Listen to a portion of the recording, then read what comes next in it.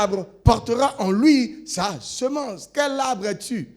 Si tu n'as jamais été sage, tu es pas labreux, tu es ceci, tes enfants vont prendre ça. Tu ne peux pas produire selon une autre espèce. Tu ne pourras produire que selon ton espèce. Dis à quelqu'un, tu as en toi la semence de ton espèce.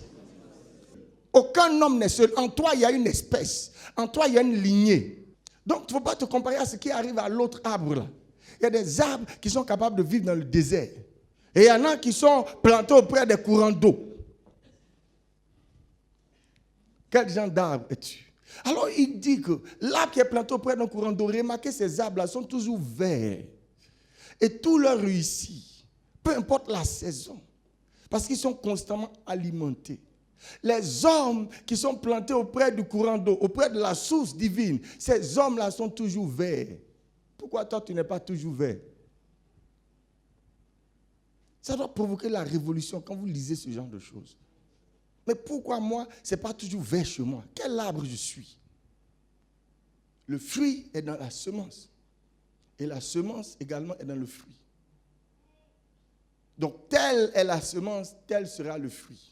C'est pour ça que Dieu dit qu'on ne se moque pas de Dieu. Si tu sèmes peu, tu moissonneras peu. Parce que ta moisson est dans ta semence. Donc, si ta semence est petite, ta moisson sera petite. Voici le secret de la vie. Regarde, dans tout ce que tu fais là, si ta moisson, si ton investissement est petit, ta récolte sera petite. Dans tout ce que tu fais dans ta vie, que ce soit à l'école, si tu apprends un métier, si tu t'investis peu dans ce métier, peu de ce métier tu connaîtras. Si tu aimes la musique, si tu t'investis peu tu en sauras. Tout dépend de ce que tu es prêt à investir. Un homme moissonnera comme il a semé. Combien tu investis sera la mesure de ta récolte dans n'importe quelle matière où tu veux exceller. Pose-toi la question, combien j'investis dedans? Combien de mon temps j'investis dedans? Ça pourra répondre à tes ambitions. Comment des gens qui lisent à peine la parole de Dieu peuvent prospérer? Ce n'est pas possible. L'espèce qui prospère là, il dit c'est l'espèce qui est attachée à la source. Aïe. Je suis de cette espèce-là qui médite jour et nuit. Mon cœur bat jour et nuit pour la parole de Dieu. Donc tu commences par apprendre à investir, à être attaché à la parole pour qu'elle puisse porter des fruits dans ta vie. Toute autre chose n'est qu'hypocrisie, duplicité et tromperie. Tu ne peux pas grandir spirituellement si tu mesures le temps que tu passes avec la parole. Ça ne peut pas venir par une imposition de main à la croissance spirituelle. Combien de temps tu passes à écouter les messages et les instructions? C'est ça qui va dire combien loin tu vas aller avec le ministère. Dieu dit que pour que tu prospères dans quelque chose, il faut que tu sois attaché à la chose. Tu n'as pas entendu? Si tu n'es pas attaché à la chose, tu ne peux pas prospérer avec la chose et tu ne peux pas faire prospérer la chose. On ne force pas. C'est juste une question de compréhension. Si je veux être fort en mathématiques, Dieu dit que je dois m'attacher à ça. Je dois passer plus de temps. L'élève qui passe plus de temps à la mathématique, il sera premier en mathématiques. Celui qui passe moins de temps à étudier, il ne sera pas bien classé. C'est juste une question de semence et de moisson.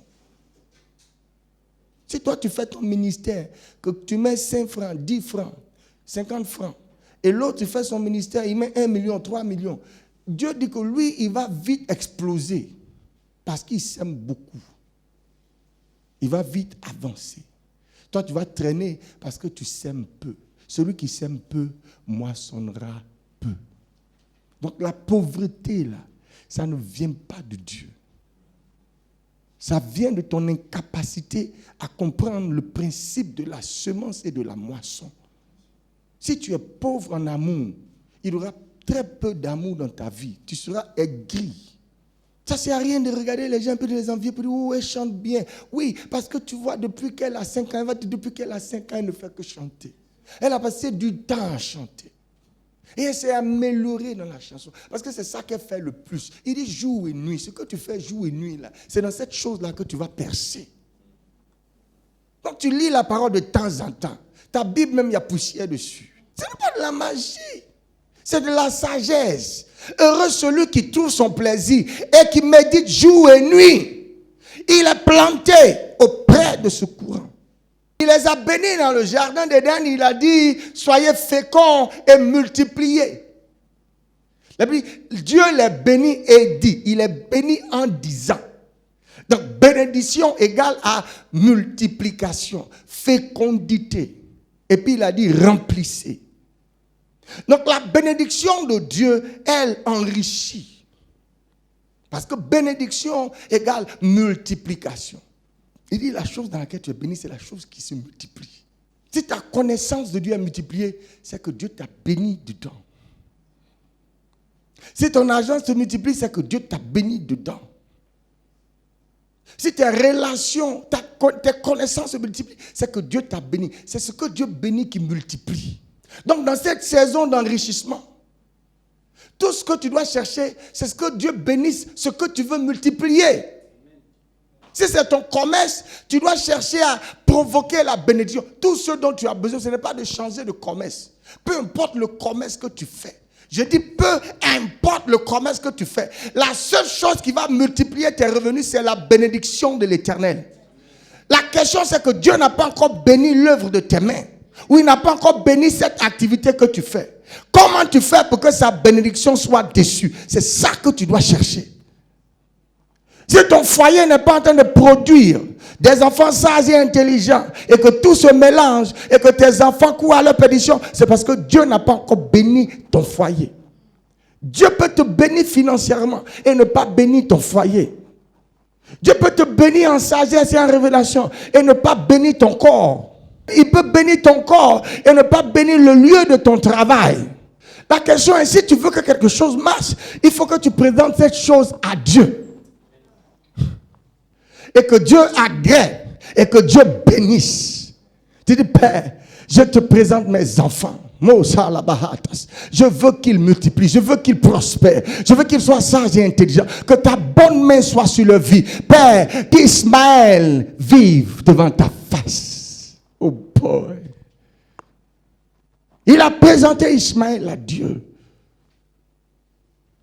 Et quand Dieu a béni Ismaël, boy, Ismaël a été une multitude parce que Abraham a demandé que Dieu le bénisse. Oh, il n'était pas l'enfant légitime, mais parce que quelqu'un a prié pour lui, parce que quelqu'un a intercédé, parce que quelqu'un l'a présenté à Dieu, Dieu l'a béni. Tu peux présenter ce que tu fais à Dieu. Seigneur, que mon entreprise vive devant ta face. Glorifie-toi avec mon travail. Que mon travail reconnaisse ta grandeur et ta puissance. Que mon travail soit démarqué. Que mon travail soit de l'espèce qui vient de toi. Parce que je sais que tout ce qui naît de toi triomphe du monde. Que ma musique soit agréée par ton esprit. Utilise ma musique pour te glorifier. Le jour où Dieu va bénir ça, boy, les choses vont se multiplier. Sinon tu vas lutter toi seul. Tout ce qu'un homme doit chercher, c'est la bénédiction de l'Éternel. Est-ce que Dieu a béni ce que tu fais? Est-ce que le foyer dans lequel tu es entré, là, Dieu a béni? Tu dis, pasteur, il n'y a pas d'enfant, il n'y a pas de père. Mais est-ce que Dieu a béni? C'est la bénédiction de l'Éternel qui fait que ça, on est fécond dans ce qu'on fait. Quand Dieu te bénit dans ta musique, là, l'inspiration court comme ça. C'est multiplié. Tu te donnes, tu te réveilles, tu as un nouveau cantique. Parce que tu es béni dedans, tu es fertile dedans, tu es fécond dedans, à cause de la bénédiction. Donc quand tu fais quelque chose, peu importe le travail qu'on te donne à faire, à l'église, comme dans le monde, tu peux présenter ça à Dieu. Il va bénir ça. Et quand il va bénir là, tu vas faire ça facilement. Mais il y en a qui vont au travail, c'est une lutte, c'est pénible, c'est difficile. La portion de l'enfant de Dieu, c'est pas ça. Heureux celui qui trouve son plaisir dans la loi de l'Éternel. Pour que quelque chose te fasse prospérer, il faut d'abord que cette chose-là fasse ton plaisir. Il faut que tu aimes cette chose.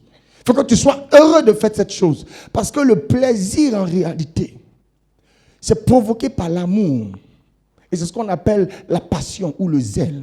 C'est ce qui fait brûler. La Bible dit qu'il n'y avait aucun abus qui avait poussé parce qu'il n'y avait pas encore de pluie sur la terre. Malakaso Fradi Atabaya.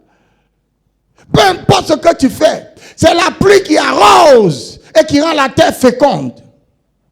Et la pluie est le symbole du Saint-Esprit. Le feu est le symbole du Saint-Esprit. Pourquoi? Ça change l'atmosphère. L'amour est la plus grande force et la plus grande énergie qui soit. L'amour n'est pas quelque chose de charnel, l'amour est spirituel. Souvent, vous voyez la force de l'amour charnel entre deux personnes. Tu vois comment l'amour est puissant. Les gens sont obligés. Souvent, ils sont prêts à mourir l'un pour l'autre à cause de leur amour, à braver l'autorité des parents, des coutumes, des cultures, tout ça pour être ensemble parce qu'ils disent qu'ils s'aiment. C'est juste un aperçu, une ombre de ce que l'amour est spirituellement.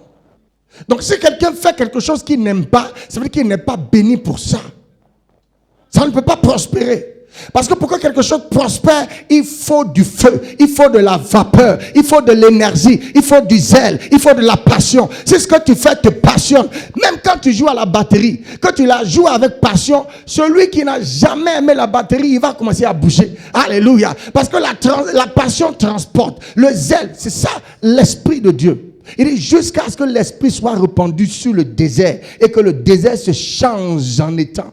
L'amour que tu mets dans ce que tu fais, est-ce qui fait que cette chose-là devient vivante?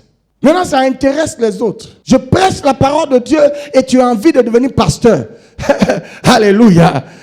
C'est pas parce que tu veux devenir pasteur. C'est parce que la façon dont je fais là, ça te plaît. Mais pourquoi ça te plaît? C'est parce que l'esprit est dedans. Il y a de l'amour, il y a du zèle, il y a du feu. Tu vois quelqu'un qui chante et puis tout le monde veut chanter comme lui. Parce que quand il chante, lui, il y a du zèle dedans. Il y a de la puissance dedans. Il y a du feu dedans. Ça, c'est l'esprit.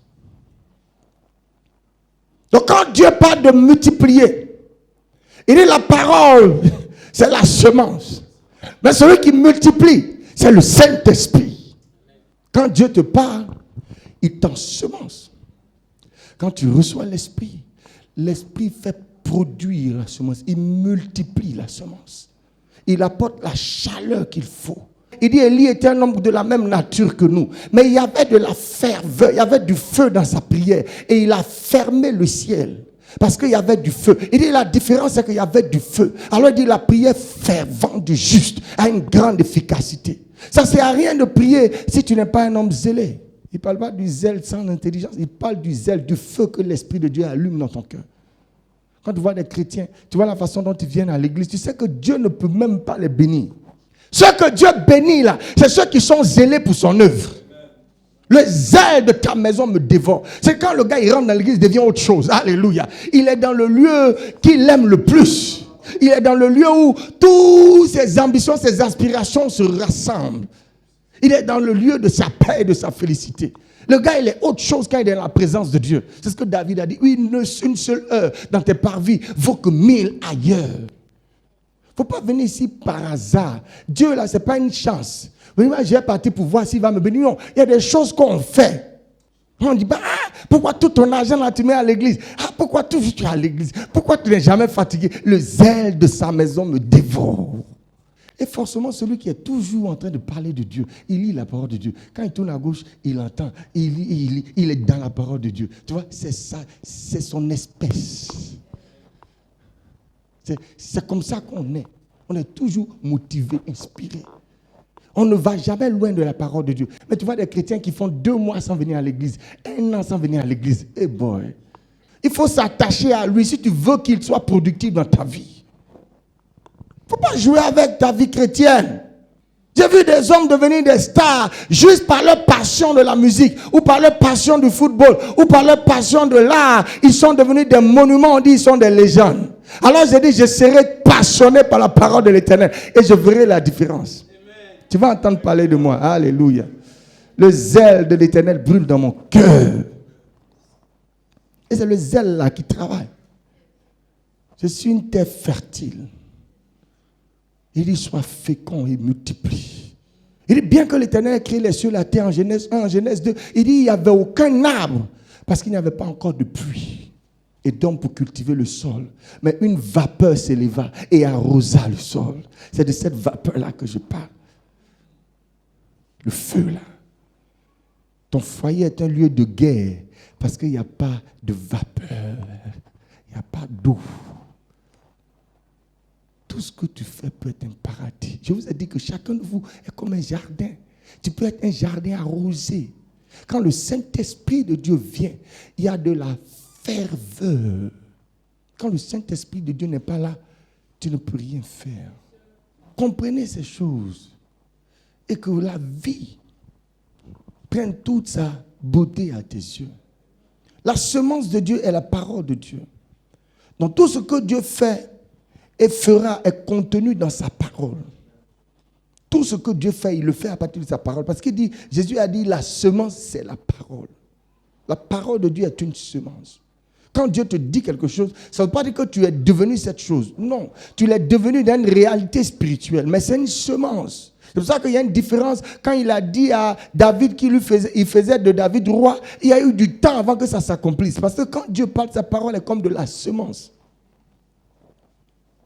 Cette semence-là, pour qu'elle croisse, il faut le Saint-Esprit. Donc Dieu parle, il faut la ferveur, il faut celui qui va arroser la semence. Qui va faire que la semence là va grandir dans ton cœur d'abord. Ça va pousser dans ta tête comme ça, dans chaque fibre de ton cerveau. La semence là te parle. À l'œuvre à laquelle Dieu t'a appelé, ça te rappelle ça. Alléluia. Ça pousse en toi, ça grandit en toi, ça allume un feu dans ton cœur. Et avant que tu ne te rendes compte, tu es sur le chemin que Dieu a dit.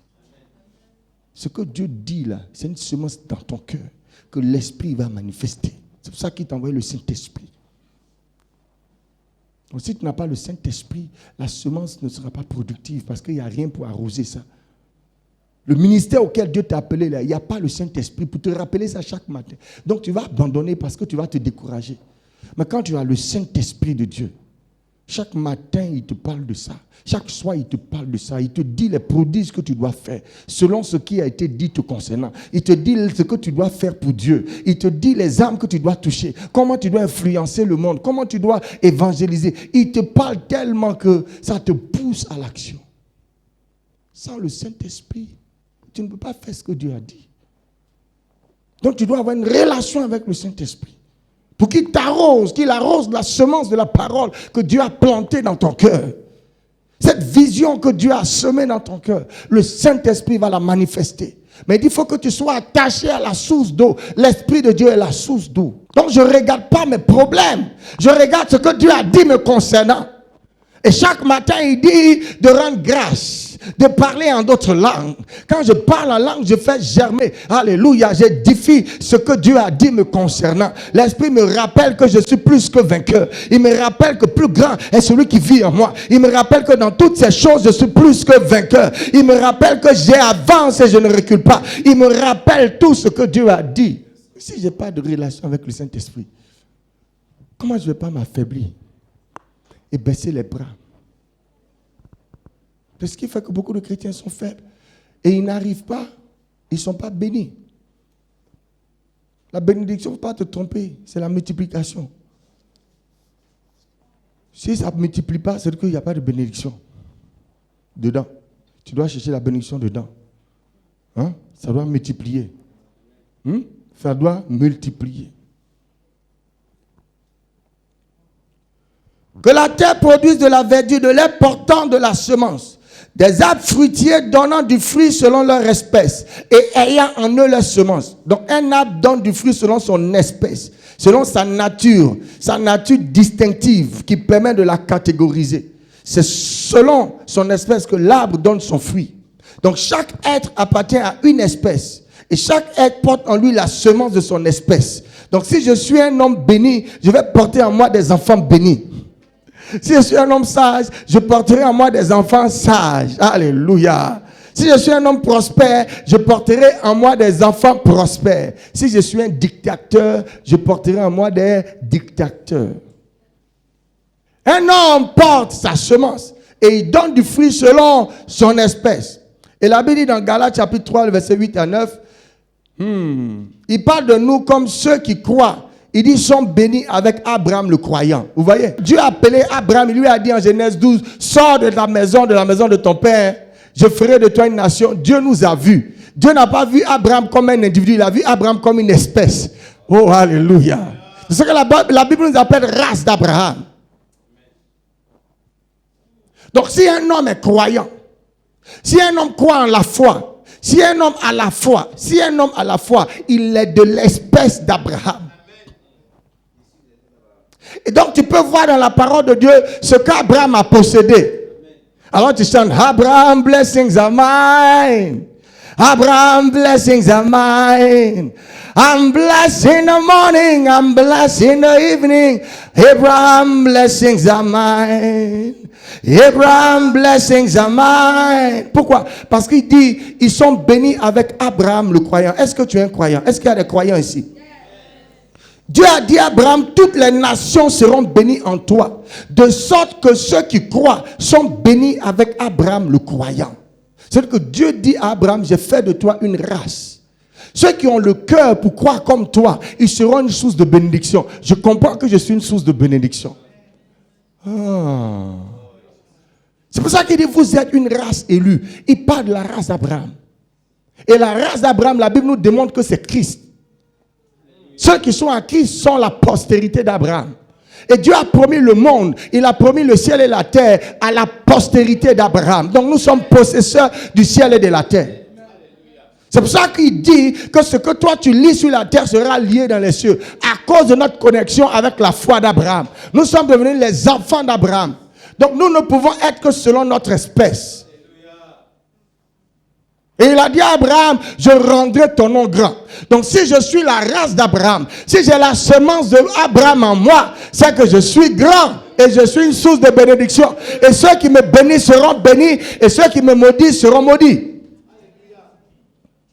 Chaque arbre produit selon son espèce et il a en lui sa semence. De qui es-tu la semence? Tous les hommes ne sont pas les mêmes devant Dieu. Il y a des espèces. Et le peuple que Dieu s'est choisi, c'est ceux qui ressemblent, qui ont les caractéristiques et les gènes de l'espèce d'Abraham. C'est ce que tu es. Tu es de la race d'Abraham. Tu es un homme de foi. Regarde comment Abraham a vécu sa vie. Il a vécu dans la foi. Il a vécu dans la foi, dans la conviction en ce que Dieu dit. Abraham a cru que ce que Dieu dit, il est capable aussi de l'accomplir. Et il ne chancelait pas par incrédulité au sujet de la promesse de Dieu. Mais il fut fortifié par sa foi. Voilà ce que tu es quand tu dis que tu es croyant.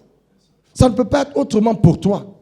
Ça ne peut pas être autrement pour moi. Alléluia. Dans Actes chapitre 13, verset 26, il dit, homme frère, fils de la race, vous voyez, fils de la race d'Abraham. Donc les apôtres savaient qu'Abraham était une race. Il dit, fils de la race d'Abraham. Et 1 Pierre 2, verset 9, il dit, vous au contraire, vous êtes une race élue. Vous êtes une race choisie.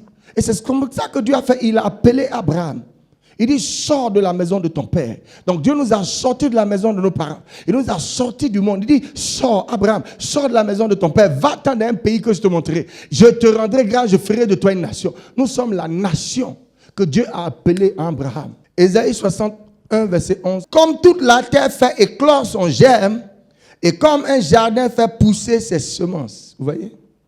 Un jardin fait pousser ses semences. C'est pour ça que je vous ai dit que vous êtes un jardin. Quelle est la semence qui est en vous? Vous êtes la semence d'Abraham. Qu'est-ce que vous devez faire pousser? Le caractère d'Abraham. Vous devez faire pousser Christ. C'est ce qu'il a dit. Mes enfants pour lesquels j'éprouve les douleurs de l'enfantement jusqu'à ce que Christ pousse en vous. Et c'est cela qu'on travaille. Il faut que ton jardin fasse pousser ses semences. Donc ce que Dieu a mis en toi, la parole que Dieu a dite là, il faut qu'elle pousse. C'est pour ça que je comprends, il dit, le royaume est semblable à un grain de sénévé que quelqu'un a pris. Il dit, quand il prend son grain là, c'est la plus petite des semences. On ne considère pas quand il a semé, parce qu'on ne voit pas. Mais il dit, quand ça a poussé, ça devient un gros arbre. Quand Christ va pousser en toi, tu seras un gros arbre. Dis à quelqu'un, tu seras un gros arbre. Alléluia! Tu seras un gros arbre. Mais Dieu dit que tu dois faire pousser ta semence. Tu as reçu une semence. Toi qui crois en Jésus-Christ, tu es de la semence d'Abraham. Tu as Christ en toi. Alléluia. Christ doit pousser en toi pour devenir ce gros arbre. Il va te rendre capable des choses que tu n'as jamais imaginées. Il va te faire voyager dans des lieux que tu n'as jamais pensé possible. C'est à cela que tu as été appelé. Alléluia. Il ne faut pas te laisser distraire. Arrose la semence. Arrose la semence. Cette petite foi-là que j'ai découvert en moi, là, elle peut grandir et produire des miracles qui me dépassent. Mais Dieu dit, je dois faire quoi? Je dois constamment l'arroser. Donc chaque matin, j'arrose ma chose. Chaque soir, j'arrose ma chose. Peu importe comment ça ne va pas. Peu importe qui s'en va, qui ne va pas. Moi, ce que je sais, j'arrose ma chose. Alléluia. Ça ne dépend pas des autres, ça dépend de toi. Rien ne doit provoquer ton découragement. C'est que tu n'as pas compris. Cette chose qui est en toi, là, elle peut faire tout ce dont tu as besoin. Il ne faut pas regarder ce que les hommes te font aujourd'hui. Cultive ton champ. Arrose ton jardin. Au lieu de pleurer quand tu n'as pas mangé, là, arrose ton jardin. Parce que c'est ça la garantie que demain, tu ne vas pas pleurer pour la nourriture. Au lieu de te plaindre quand les gens ne t'ont pas donné du travail, arrose ton jardin. Est-ce que tu as appris quelque chose? Parle en d'autres langues.